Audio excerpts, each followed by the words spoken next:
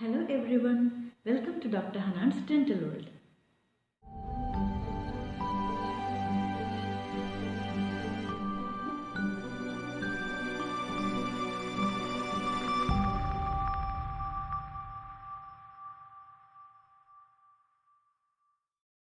ഇന്നത്തെ നമ്മുടെ ടോപ്പിക് വളരെ ഇൻട്രസ്റ്റിംഗ് ആയിട്ടുള്ള ഒന്നാണ്. ദാറ്റ് ഈസ് വിസ്ഡം ടൂത്ത്, അതായത് നമ്മളുടെ ഏറ്റവും അവസാനത്തെ അണപ്പല്ല്, that is the third molar. Actually ഈ വിഷയത്തെക്കുറിച്ച് നിങ്ങളുമായി ഞാൻ ഡിസ്കസ് ചെയ്യാൻ ആഗ്രഹിച്ചതിന് മറ്റൊരു കാരണം കൂടിയുണ്ട്. That is recently I think almost 2-3 months back എൻ്റെ സിസ്റ്ററിന് ഈ വിസ്ഡം ടീത്ത് വരുന്നതിനോടനുബന്ധിച്ച് നല്ല പെയിനും അതുപോലെ തന്നെ സ്വെല്ലിങ്ങും ഉണ്ടായിരുന്നു. And it was also associated with fever, throat infection. Unfortunately, maybe pandemic situation ഭീതി കാരണമാവാം, she met with a very bad experience. അതായത് ഡോക്ടർ പ്രോപ്പറായിട്ട് consult ചെയ്യുകയോ നല്ലൊരു ട്രീറ്റ്മെൻറ്റ് നൽകുകയോ ഒന്നും തന്നെ ചെയ്തില്ല. ഫീവർ എന്ന വാക്ക് കേട്ടതോടുകൂടി പിന്നെ ഡോക്ടർ മറ്റൊന്നും നോക്കാൻ തയ്യാറായില്ല. ആ സ്വെല്ലിങ് പോലും ശ്രദ്ധിച്ചില്ല. ഡോക്ടർ പറഞ്ഞു കോവിഡ് ടെസ്റ്റ് ഒന്ന് ചെയ്യാൻ, അതുപോലെ തന്നെ ക്ലിനിക്കലി ഒന്നും ഡയഗ്നോസ് ചെയ്തില്ല. എന്നിട്ട് ജസ്റ്റ് ഒരു ഓറൽ ജെൽ പ്രിസ്ക്രൈബ് ചെയ്ത് വിട്ടു. പിന്നീട് ഫാർമസിയിൽ നിന്ന് കുറച്ച് ആൻറ്റിബയോട്ടിക്സ് ഒക്കെ സംഘടിപ്പിച്ച് കഴിച്ചതിന് ശേഷമാണ് ഒന്ന് റിലീഫ് കിട്ടിയത്.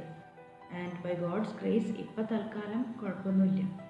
സോ ഈ ഇൻസിഡൻറ്റിനെ കുറിച്ച് ഞാൻ അറിഞ്ഞതിന് ശേഷം എനിക്ക് തോന്നി ഈ വിസ്ഡം ടൂത്തിൻ്റെ ഇറപ്ഷനെ കുറിച്ചും അതുപോലെ തന്നെ ഇത് വരുന്നതിനോടനുബന്ധിച്ചിട്ടുള്ള സൈൻസ് ആൻഡ് സിംറ്റംസ്, പിന്നെ ഇനീഷ്യലി നമുക്ക് എന്തൊക്കെ ഹോം റെമഡീസ് ട്രൈ ചെയ്യാം, എപ്പോൾ ഒരു ഡെൻറ്റിസ്റ്റിനെ കാണണം എന്നുള്ളതിനൊക്കെ കുറിച്ച് എല്ലാവർക്കും ഒരു ജനറൽ അവയർനെസ് തരണമെന്ന്. So what is this wisdom tooth? It is the third and final set of molars that most people get in there late teens or early 20s. അതായത് നമ്മളുടെ മൂന്നാമത്തതും അതുപോലെ തന്നെ ഏറ്റവും അവസാനത്തതുമായ അണപ്പല്ലിനെയാണ് വിസ്ഡം ടൂത്ത് എന്ന് പറയുന്നത്. ഈ വിസ്ഡം ടൂത്ത് എന്ന പേര് വരാൻ കാരണം മറ്റൊന്നുമല്ല, ബിക്കോസ് ഈ ടീത്ത് നമുക്ക് വരുന്നത് നമ്മൾ അത്യാവശ്യം മെച്യൂറായി, അതായത് when we become more visor, ആ ടൈമിലാണ് ഈ ടീത്തിൻ്റെ ഇറപ്ഷൻ. ഇത് പ്ലാസ്റ്റർ ഓഫ് പാരീസും കൊണ്ട് ഉണ്ടാക്കിയ മോളാർ ടൂത്തിൻ്റെ ഒരു മോഡലാണ്. ഇതിലിപ്പോൾ നിങ്ങൾക്ക് ക്രൗൺ പോർഷൻ മാത്രമാണ് കേട്ടോ കാണാൻ സാധിക്കുന്നത്. നമുക്ക് ഓരോ സൈഡിലും 3 മോളാസാണ് ഉള്ളത്. അതിൽ ഏറ്റവും അവസാനത്തെ മോളാസിനെയാണ് വിസ്ഡം ടൂത്ത് എന്ന് പറയുന്നത്. ഈ ഫസ്റ്റ് ആൻഡ് സെക്കൻഡ് മോളാസ് നമ്മളെ ചവക്കാൻ ഏറ്റവും കൂടുതൽ സഹായിക്കുന്ന ടീത്താണ്. തേർഡ് മോളാസും, അതായത് ഈ വിസ്ഡം ടൂത്തും പ്രോപ്പറായിട്ടാണ് ഇറക്റ്റ് ചെയ്തെന്നുണ്ടെങ്കിൽ അതും ഗ്രൈൻഡിങ്ങിന് സഹായിക്കും. പിന്നെ ഈ മോഡലിനെ കുറിച്ചും ഒരു ചെറിയ നൊസ്റ്റാൾജി ഉണ്ട് കേട്ടോ. ഇത് ഞാൻ സെക്കൻഡ് ഇയർ പഠിക്കുമ്പോൾ എൻ്റെ ബ്രദറിന് ഉണ്ടാക്കി കൊടുത്തതാണ്. ഇനി ഈ വിസ്ഡം ടൂത്ത് വരുന്നതിനോടനുബന്ധിച്ചുണ്ടാകുന്ന സൈൻസ് ആൻഡ് സിംറ്റംസ് എന്തൊക്കെയാണെന്ന് നമുക്ക് നോക്കാം. First one, redness or swelling. അതായത് ആ പല്ല് വരുന്ന ഭാഗത്ത് ഒരു ചുവപ്പ് നിറം, അതുപോലെ തന്നെ മുഖം ആ ഭാഗത്ത് വീങ്ങിയിരിക്കുക. രണ്ടാമതായിട്ട് പെയിൻ. ഈ പെയിൻ എന്ന് പറഞ്ഞാൽ ഫസ്റ്റ് ഒരു മൈൽഡ് പെയിൻ ആയിരിക്കും, പിന്നീട് അത് ദിവസം കൂടുന്തോറും കൂടി വളരെ വേഴ്സ്റ്റ് ആയിട്ടുള്ളൊരു സിറ്റുവേഷനിലേക്ക് മാറും. മൂന്നാമത്തത് ഫീവർ ആൻഡ് ഹെഡ് ഏക്ക്, അതായത് പനി, തലവേദന. പിന്നെ നാലാമത്തതായിട്ട് ആക്സിഡൻ്റൽ ബൈറ്റിംഗ് ഓഫ് ടങ്, അതായത് നമ്മൾ അറിയാതെ നമ്മുടെ നാവ് കടിക്കുക. Fifth one, gum flap or pericoronal flap, അതായത് മോണയുടെ ഒരു ചെറിയ ഭാഗം ആ പല്ലിൻ്റെ മേലെ കവറായിരിക്കുക. ഇത് നമുക്ക് ഫീൽ ചെയ്യാനും അതുപോലെ തന്നെ നോക്കിയാൽ കാണാനും സാധിക്കും. Sixth one, tender or bleeding gums, അതായത് മോണയിൽ നിന്നും ചോര വരും. സെവൻത്ത് വൺ, ജോ പെയിൻ, അതായത് താടിയെല്ലിൽ വേദന. ഈ വിസ്ഡം ടൂത്ത് ഭാഗികമായി വന്നിരിക്കുന്ന ഒരു സാഹചര്യത്തിൽ, അതായത് കംപ്ലീറ്റ് ആയിട്ട് പുറത്തേക്ക് വരാത്തൊരവസ്ഥയിൽ, ഈ പല്ലിൻ്റെയും മോണയുടെയും ഇടയിൽ ഒരു ദ്വാരം ഉണ്ടാകും. ആ ദ്വാരത്തിലൂടെ ബാക്ടീരിയ കയറാനും അതുമൂലം ഇൻഫെക്ഷൻ വരാനും, അതോടൊപ്പം തന്നെ പെയിൻ, സ്വെല്ലിങ്, പിന്നെ നമ്മുടെ താടിയെല്ലിൽ ഒരു തരം നംബ്നെസ് ഫീൽ ചെയ്യുക.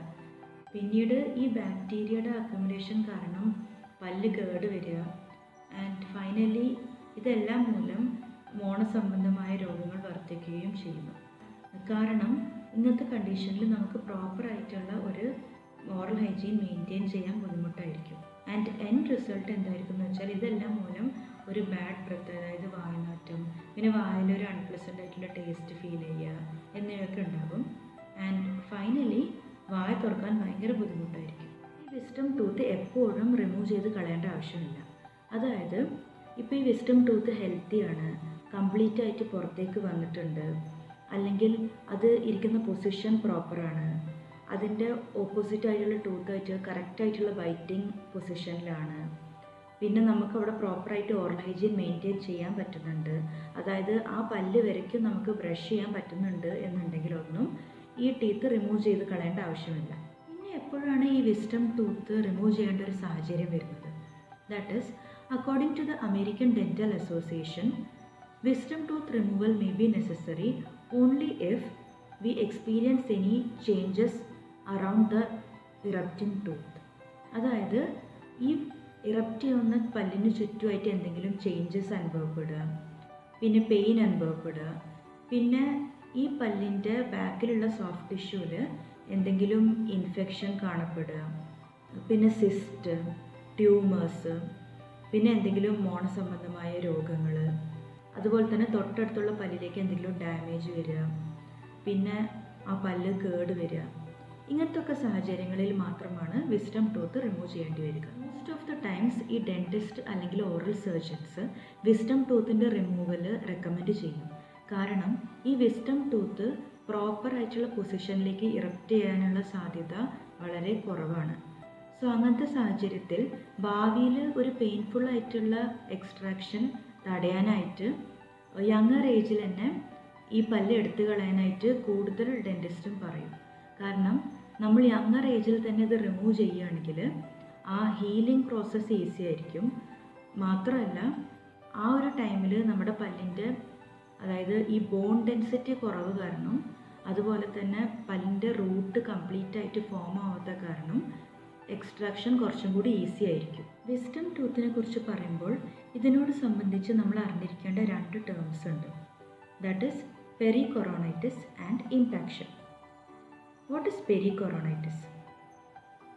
Pericoronitis is the inflammation of the soft tissue surrounding the third molar.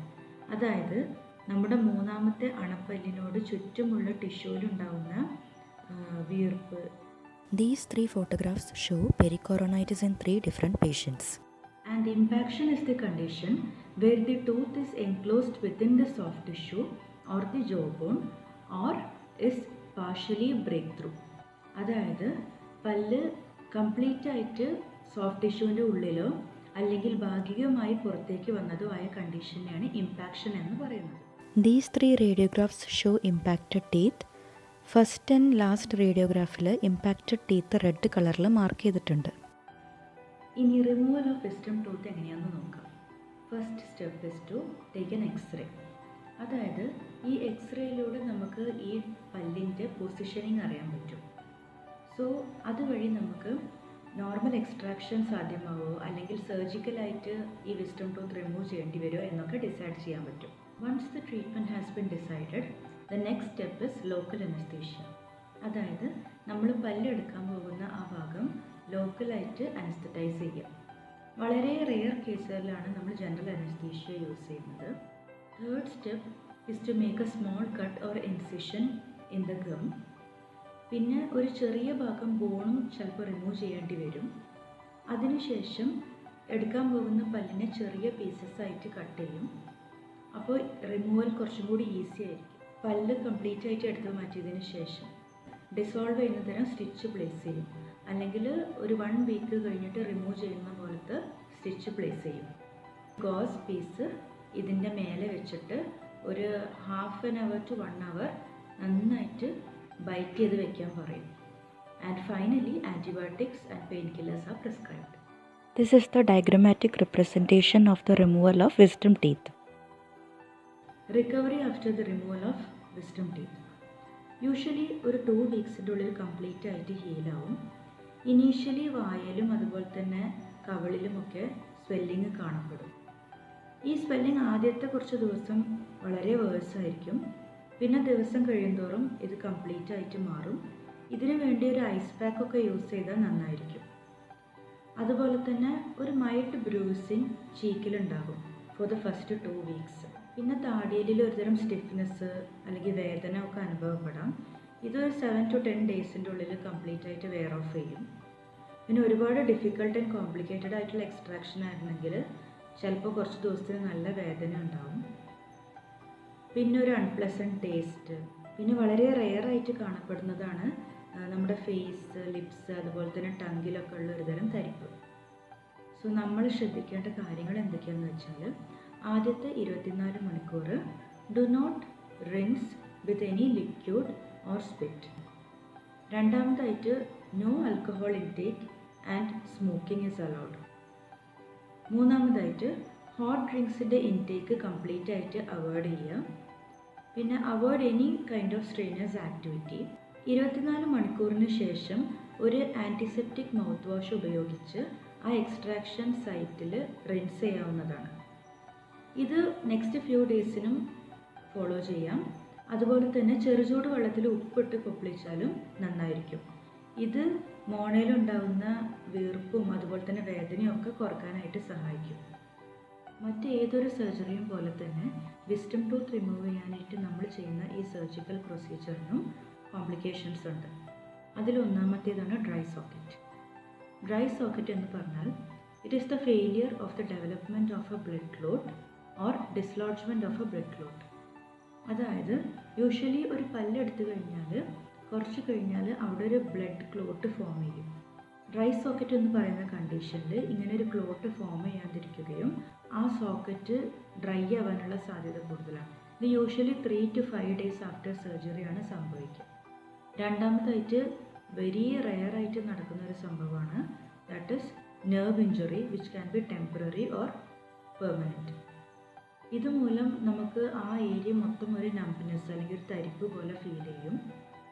മൂന്നാമതായിട്ട് ഇൻഫെക്ഷൻ. പല്ലെടുത്തതിന് ശേഷം അവിടെ നമ്മൾ പ്രോപ്പറായിട്ട് ഓറൽ ഹൈജീൻ മെയിൻറ്റെയിൻ ചെയ്യാണ്ടിരിക്കുമ്പോൾ അവിടെ ഇൻഫെക്ഷൻ വരികയും ആൻഡ് അതിന് സംബന്ധിച്ച് ഹൈ ടെമ്പറേച്ചർ, അതുപോലെ തന്നെ ഒരു യെല്ലോ അല്ലെങ്കിൽ വൈറ്റ് കളർ ഡിസ്ചാർജ്, നീണ്ടു നിൽക്കുന്ന ഒരു വേദന, സ്വെല്ലിംഗ് എന്നിവയൊക്കെ ഉണ്ടാകാം.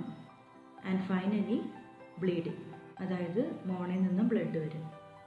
എല്ലാവർക്കും വിസ്ഡം ടൂത്തിനെ കുറിച്ച് ഒരു ജനറൽ ആയിട്ടുള്ള വ്യൂ കിട്ടിയിട്ടുണ്ടാവുമെന്ന് ഞാൻ വിശ്വസിക്കുന്നു. നിങ്ങൾക്ക് എന്തെങ്കിലും ഡൗട്ട്സോ ക്ലാരിഫിക്കേഷൻസോ ഉണ്ടെങ്കിൽ എന്നെ കമൻറ്റ് ബോക്സിലൂടെ എഴുതി അറിയിക്കുക. അതുപോലെ തന്നെ എൻ്റെ ചാനൽ കാണാത്തതായിട്ട് ആരെങ്കിലും ഉണ്ടെങ്കിൽ തീർച്ചയായിട്ടും കാണുക, ലൈക്ക് ചെയ്യുക, കമൻറ്റ് ചെയ്യുക, അതോടൊപ്പം സബ്സ്ക്രൈബും ചെയ്യുക. So see you all next week with a new knowledge, new information. Till then, this is Dr. Hanan signing off.